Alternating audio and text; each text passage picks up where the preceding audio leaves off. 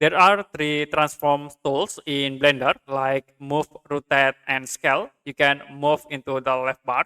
You can resize by clicking and hold. And you can see we have this move, rotate, and scale.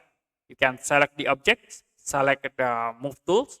We will show the move icons, also same like a rotate icons, and this is for the scale icon. So you can use the move tools, and then you can move in y-axis by clicking these green icons, or x-axis right icon, and a z-axis into the blue icon. You want to move in the two axes, like in y-axis and x-axis, you can click this icon. Or you can move in y-axis with a z-axis, you can click this icon. If you want to move surroundings three axis, you can click this circle, hold, and then you can move into surround three axis. Also same in rotate, you can move by using these rotation tools, or you can set by specific rotation. You can go into the left bar, you can press N button to be show for the left bar, you can click the items.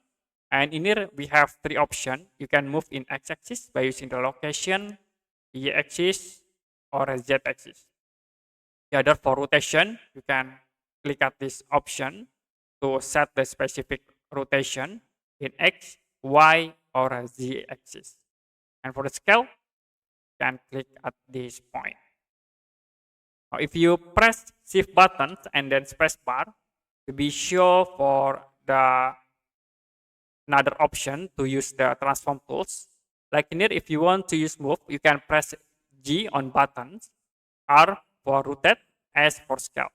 Like you can select the object and then tap G to be move the objects. You also can press for Y-axis to move in Y, or X-axis to move into X, or a Z-axis to move into Z-axis. Like this. To rotate, you can click R for rotation.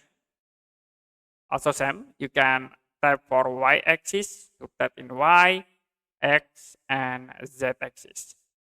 And the next for scale, you can tap S to scale the object.